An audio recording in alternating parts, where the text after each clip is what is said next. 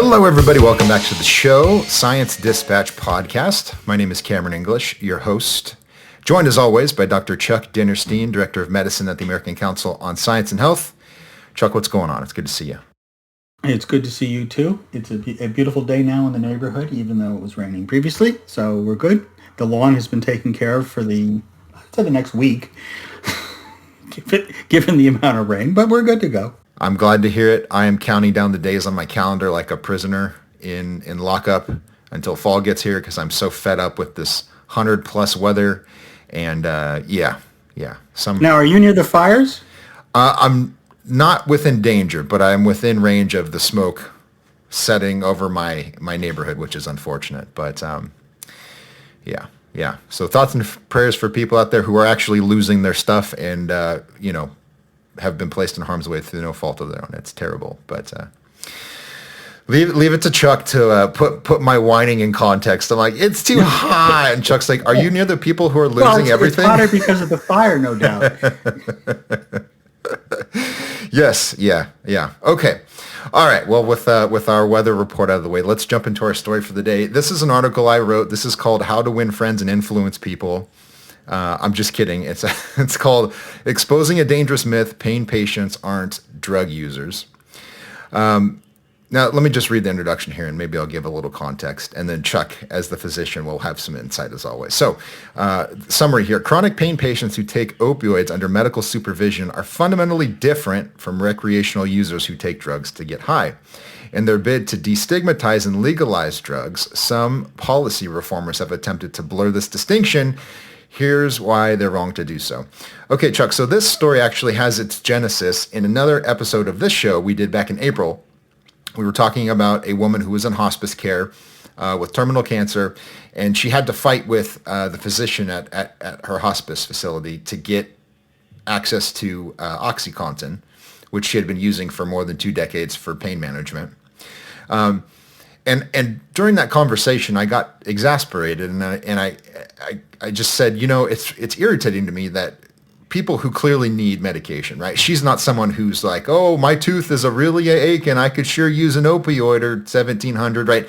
That's not the drug seeker.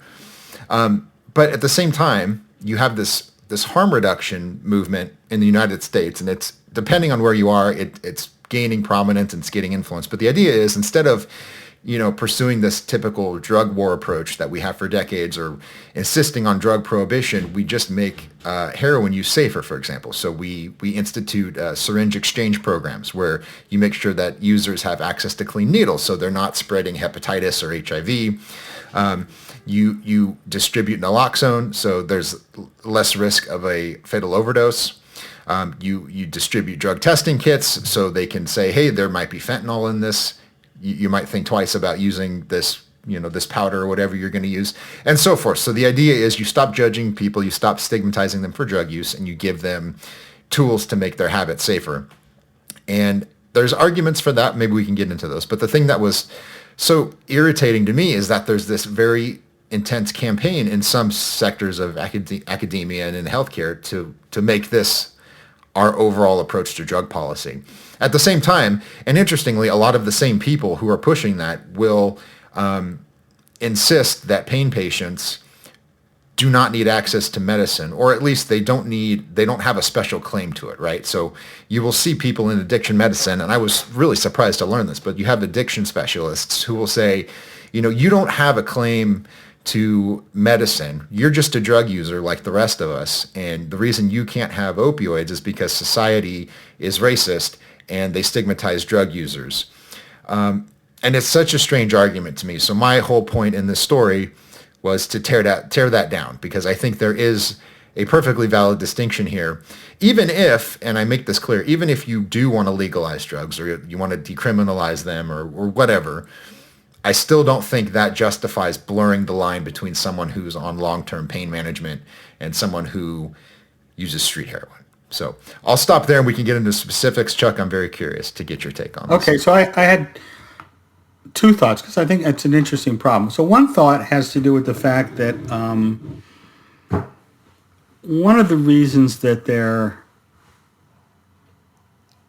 letting legalization of marijuana proceed, besides the economic ones and so on and so forth, is the fact that it has a very large therapeutic window.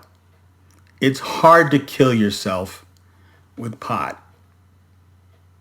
Certainly, it's almost impossible to do acutely. And chronically, we can argue back and forth about the data there. But it clearly has a much bigger therapeutic window than, say, fentanyl, which has no window at all. You either are okay or you're dead. There's very little in between. So I think some of the laxity about recreational pot comes from the fact that its ill effects will be seen chronically. And you can make the same argument, and I think due in part when you talk about alcohol, that it's very tough to kill yourself acutely with alcohol. You can do it. You have to persevere, but it's a lot harder to do than, say, with fentanyl. But the long-term effects of alcohol are significant. And when you look, and I wrote a little bit about when they were getting ready to reclassify marijuana as a out of Schedule 1, was the fact that they often compared it to alcohol and showed that it certainly wasn't any more addictive than alcohol, and alcohol was not scheduled as a Class 1 drug. So that was parcel of that. The other point that I think is important, and this is where it gets to be very interesting and very gray, is that the diagnosis of opioid use disorder, as well as most of the use disorders, has to do with antisocial behavior. That is a key feature in making the diagnosis. And that raises a lot of questions, because on the one hand, you have the poor woman that we talked about several months ago, who is not evidencing any antisocial behavior through her opioid use. In fact, it's pro-social because it allows her to live a more comfortable and more meaningful existence for herself, to the other end of the spectrum, where you're seeing people that are unemployed and having to find some way to pay for their drugs, and are finding ways to pay for their drugs by criminal activity. So there's a range in there, and then of course there's a gray area in there. And I think, interestingly enough, a large number of people fall in that area, because when you start to read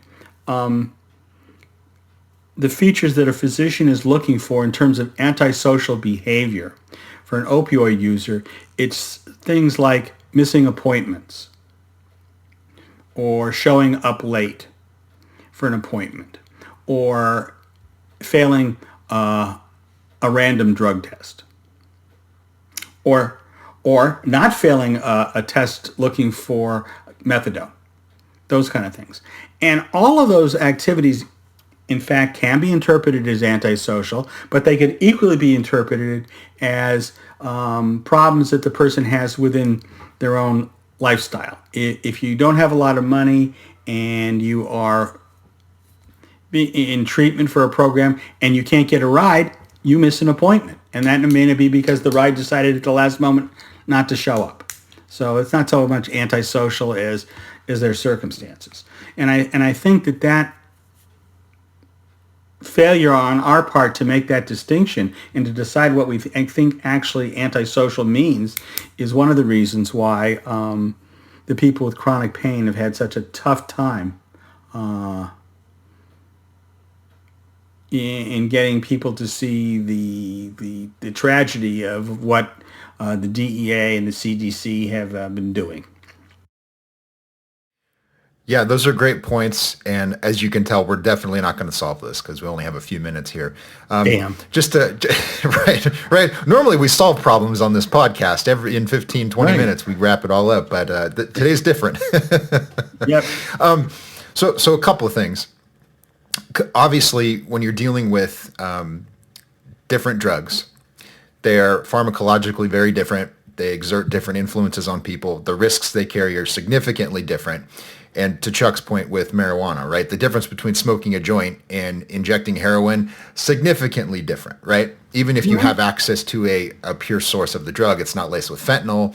You can be confident that you're getting a certain dose of a specific drug.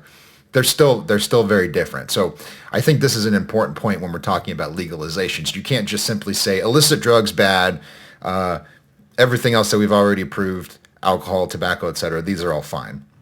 And just to interrupt for a moment, you see this very clearly when you start looking at how they're trying to enforce driving while intoxicated laws. In part, the problem is there's difficult to identify a test that shows marijuana intoxication, whatever that might mean. But even then, the science of people that drive while they're buzzed, they clearly are impaired driving, but they are more in that very typical stereotypic thing of going at 10 miles an hour down the highway rather than speeding and crashing into buildings and driving in an aggressive and reckless manner. They're more of a kind of a laid back, reckless manner.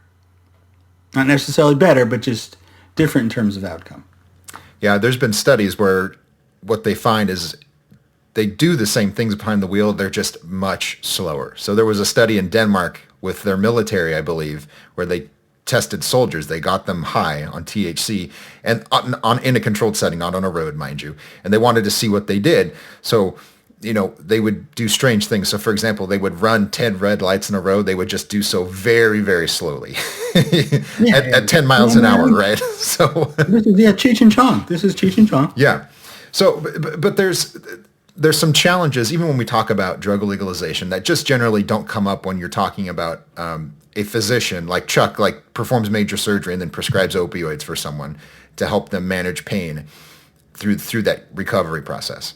So when you talk about legalization generally, the research is pretty clear on this, and even most legalization advocates will acknowledge this, is that if you legalize methamphetamine, for example, and you allow people to pick it up from CVS or whatever model you perceive, if there's a legal supply, a safe supply of it, use will increase substantially.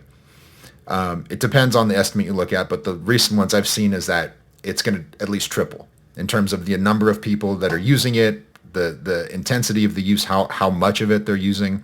And as a result of that, the abusive use of it is going to increase as well. Not everyone that uses it is going to, snort a bunch of meth and then start flying down the freeway just for the fun of it. Not everybody. But it will increase substantially, and that's going to have public safety and public health implications. And those tend to be overlooked, right? The legalization advocates will say, well, because it's a safe supply, you're going to have fewer overdoses. We can regulate it so we can keep it away from kids, so on. It's typical arguments that you will see for any substance, right? This is what we do with tobacco, for example. Nevertheless, from a public health perspective, that is worrisome, I think. Because you can't always anticipate who's going to use it. And this is one of the things with marijuana, for example. So, and we've talked about this on the show before, Chuck. There are, not everyone, but there are a subset of people who are prone to schizophrenia or psychosis of some sort. And if they smoke pot, bad things can happen. Which gives it that sense that it's a gateway drug, whereas it really may just be the final straw in an already prepared individual. Yes. It could have been that, could have been something else. And that further entangles this whole discussion because, it's a gateway drug. I mean, pot was a gateway drug up until a few months ago, I guess. Yeah. Well, certainly during the 30s and 40s, It was a gateway drug. And for my boomer colleagues, just look what the hell we did with the 60s and 70s. So you'd have to argue it was a gateway to somewhere. So... Yeah, again, there's so much to get into. One of the things, and this is one of the things that the marijuana lobby has been so good at, is sort of pillorying the accusations that people will bring against them, right? So the gateway thing, everyone just thinks of that as a joke. But it's interesting, right? It may not be that there's something chemically about THC that prompts you to use other drugs, but one thing that's possible is it's a gateway in the sense of people perceive it as less risky. As Chuck said, it's very hard to kill yourself with. Maybe if you swallow the joint and choke on it, that could be an acute risk of death, But I think people dabble with it, right? In the same way that they might dabble with a fruity alcoholic beverage, and that over time leads to more intense use, for example. And not necessarily legalization, but harm reduction also lowers those barriers. So yes, it does provide an additional degree of safety, but the trade-off is that there will be other people that will be more abusive of the drug now that you've lowered the barrier. And nobody really wants to have a conversation of how we balance that trade-off, in part because we don't have enough real-world experience to do anything other than surmise what the experts who are also advocates on one side or the other would make us believe. Yeah, it's a fine line because there's so many edges here, and we can't figure out everything. That's never going to be the case. But what it seems is that there's a lot of people on pushing harm reduction or pushing outright legalization. They don't seem to be terribly concerned about some of these externalities. And just to give you an example, there was a researcher at Yale, a harm reduction researcher, who was caught on recording mocking someone in the community where he was performing a study, because this guy was saying, I'm really concerned about the social impacts that this is going to have around this. I think it was a safe injection site that they were studying. And he was saying, like, there's kids in this neighborhood. Is it right that we have young children who may already be at risk for, difficult outcomes in life, exposing them to drug use as if it's no big deal? And this researcher was mocking him for, I don't want to quote it because I don't want to get the words wrong, but he was basically mocking this gentleman for saying, you've swallowed the prohibitionist Kool-Aid because you're worried about kids seeing heroin use. Though if you made it a real world example and said, what we're going to do is we're going to put the injection site in the academic building, there would all of a sudden be a very different NIMBY kind of response that maybe this is not the best place, because we have this or that going on. And I think that's there. And it's funny because,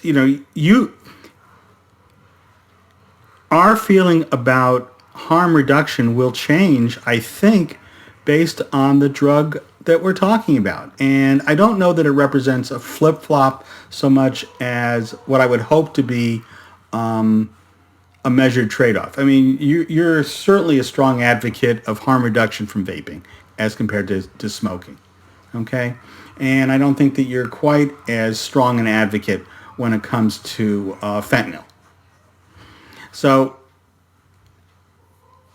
this is not this is an issue that impacts all of us in one way or another, and I think it's generalizable that way in terms of giving some real thought to what it is that what the harm is, which gets back to what I said about the antisocial behavior and how you may mitigate that.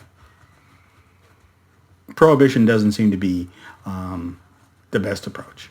Yeah, that we can see. It's been terrible. There's no way around it. I mean, if you look at the abuse of the legal system, you look at the excesses of law enforcement. I mean, there's a degree of cruelty and disregard for people when you go to you were using crack cocaine. Well, you're going to go to jail for a long time for that.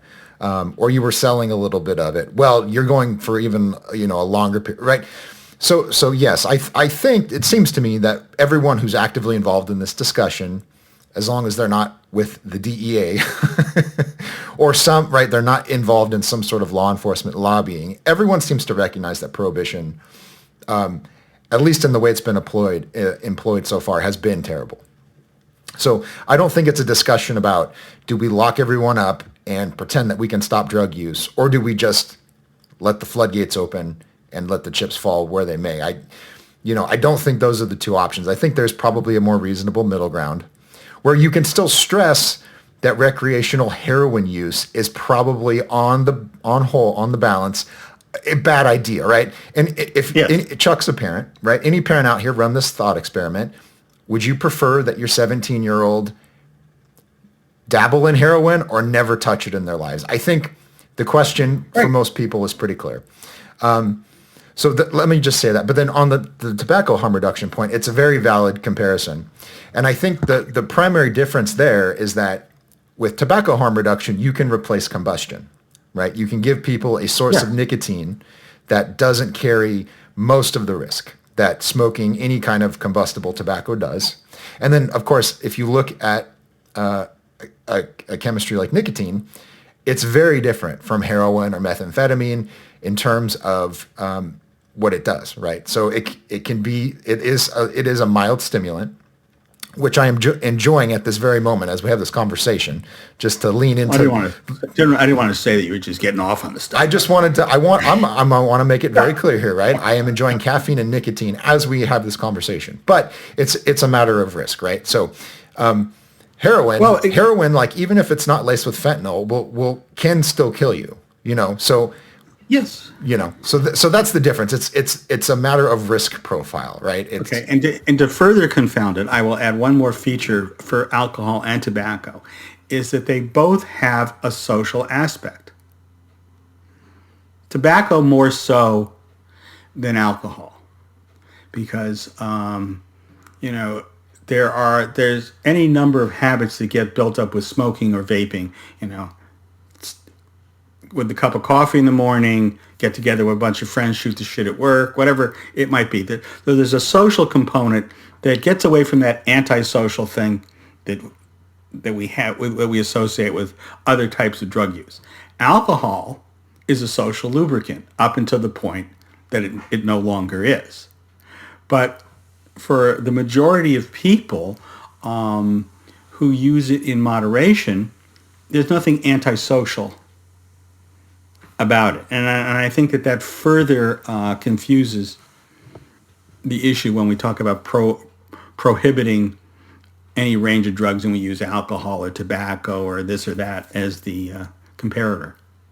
Yeah. Let me say one thing about the alcohol comparison, because it is a good point. People will say, we have alcohol, we have tobacco. Those kill millions of people a year. They cause all sorts of chronic diseases. They cost society collectively billions of dollars. And then, right, people, children lose their parents to alcohol abuse and, alcohol involved car accidents and so forth. It's a very good point. The only thing to me is that, the next step in the argument is, well, therefore we should legalize psychedelics, methamphetamine, any kind of opioid, you know what I mean? Like any kind of drug that people use and that can be harmful, we should legalize in the name of logical consistency.